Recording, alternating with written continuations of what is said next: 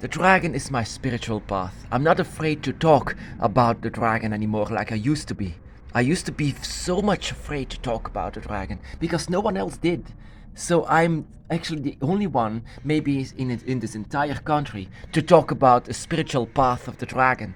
And now I'm actually not afraid anymore. So now I'm talking to my family about this.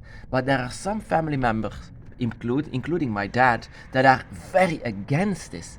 He says that you shouldn't bow down for gods, that you shouldn't go inside of religions, that you shouldn't do this, like that everyone else is saying to you that you should bow for a god, that you shouldn't. And I say to him, I'm not bowing for this god. I'm always being approached by dragons, not by humans who said that I should, but I was the only one actually in this entire life with experiencing dragons, and my aunt is also against it. Everyone is against its entire family, actually. That I said, no, this is not someone else that tells me that I should.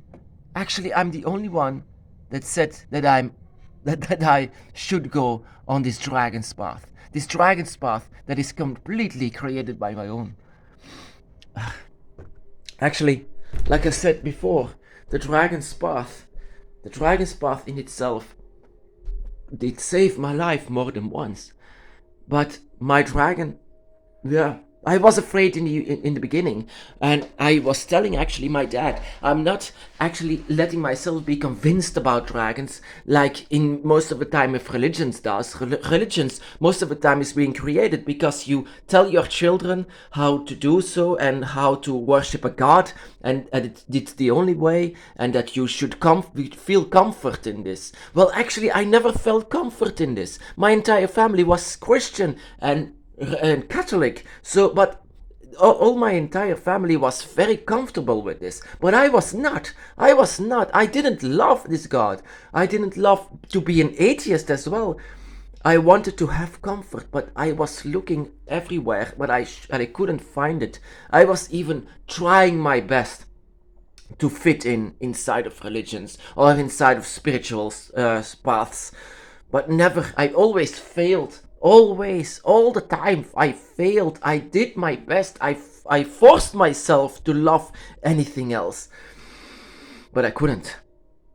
And so I couldn't feel comfortable with anything. Not with humans, not with gods, not with anything. There was only one that I felt comfort with, and that was the dragon. It gives me peace whenever I think about a dragon. Sometimes when I had to sleep far away, I was always I didn't feel good to sleep far away. I always felt comfortable at my own house. But when I was gone, I couldn't sleep. I always thought about the dragon. I had the dragon in my mind and I could sleep peacefully. That is how spirituality should do. If a spirituality feels good, then you should take it. If, for example, if you feel good with, for example, unicorns, for example, then unicorns are your spirituality. That is also what I was trying to say to this national radio. They only say, what kind of a Jesus? No, not a Jesus. This is a dragon that I completely saw, that I saw and I felt and I experienced. I really felt this. I never read this before. I never read any type of book. I didn't listen to anyone that believed in dragons. It was just me. And my dad really was against this.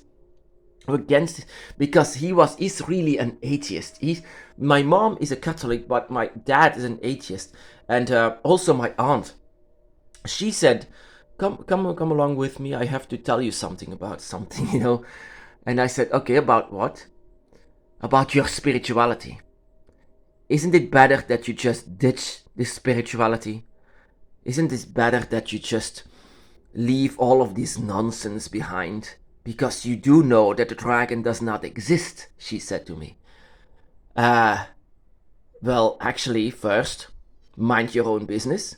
And second, no, I feel comfortable with the dragon. Why should I ditch this? Why should I leave it behind? I don't understand. She said, but yeah, but because no one is talking about this, so it should be fake. So it's only you. Maybe you are just a bit more fantasizing stuff. Well, no, it's actually not because I'm alone that I'm fantasizing. You know, I people take me serious, but except for this is something that they don't take serious. For the rest, they do, but not for this one. Why? Because I'm all alone, and I'm not alone. I know that you are there, my brother or sister, but we are not with many, and we are not, in groups like all of these religions do. We are just individuals scattered around this world. And I'm actually talking about the dragon to non-believers, to people who see this as some kind of a fantasy. I don't like Game of Thrones. I don't like all of these movies. I never saw them even. It's not that. It's my life. It has become my life. It's not a fantasy tale. It's not a story. It's not a movie. It's just me and my dragon. We against everything else. And yeah, and there was one time that my dad was supposed to have a heart attack. I was doing everything I could in that moment. And I don't know if it worked, but it suddenly stopped once I was doing dragon magic, dragon manipulation, dragon witchcraft, dragon energy using, and he was having a heart attack. And while at the moment while he had its strongest, it suddenly stopped. I was doing my very best, and he was actually complaining, "What are you actually doing?" I was going in front of my altar like I'm doing now, asking my dragon to help him, not for him but for me. And after a while, he actually did it. I mean, I believe he did it. I mean, my dad suddenly didn't had his heart attack. His heart attack stopped, so he had the time to go to the hospital and being saved. Now today he's still here. And even my mom is just the same thing. My mom is a heavily Catholic, and she had the assignment to convince me that the dragon is fake, that I should go to the Christian path, that I should return there. My aunt said to my mom, convince him to return to the Christian path. But she already has seen Leviathan because I sent her there because she was not really a mom anymore. She was really she was actually at the moment she was actually against us. She didn't want to do anything with us. So now after a while I said, now let her go down in Leviathan's void and let her see the errors of her ways. And after a while she saw it. She saw Leviathan. She's very much convinced that she saw him one of his eyes. And now she was not even planning of convincing me, because she more believes in dragons now after what I did. She doesn't believe anymore. After what I did, she doesn't believe anymore in these Jesus types like her family does. But she still has the assignment to change me. Why? Why? Why can't I just be alone with my dragon? Even after a while, these bullies at school, my family, everything just didn't understand what I was. To this day as well, when I was supposed to have an interview on the radio, they said, why are you doing this? To say to everyone that it's not just Christianity, Islam, or Judaism, that you can do countless of spiritualities, that you shouldn't be embarrassed for what you feel. I felt the dragon. I felt embarrassed all the time, and yet that is what you shouldn't. Embrace your dragon. Embrace your spirituality. That is what I want to say. Not that your family is saying, oh, it's wrong. No, it's not wrong. This is who you are. This is what you should accept. And that is why I'm actually angry with people like in these religions that say, like my family does, they should change you. They should put you on a different path, a path that is being set. No, every path is chaos. Every path, like my dragon Tiamat always does, your path should still be created. Your path is unique and not already set that they are doing. This, my path in the dragon, is giving me comfort. It's giving me a reason to continue. My dragon by my side. I never really named my dragon by my side. I always say my dragon. Not because he's my property, but because he always gives me a reason to continue.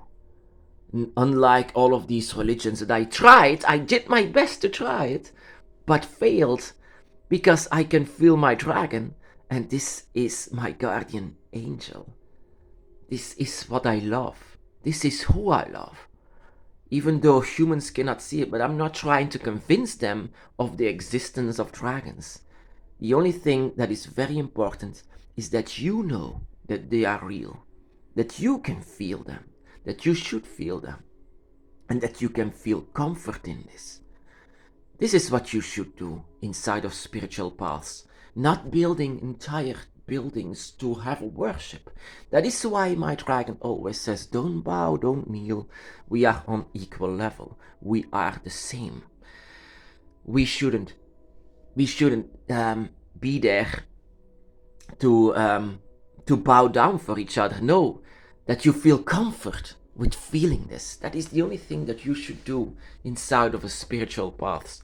But to this day, they always laugh with this. They always didn't take it serious, but that is just it. And that is what I learned on the Dragon's Path very much.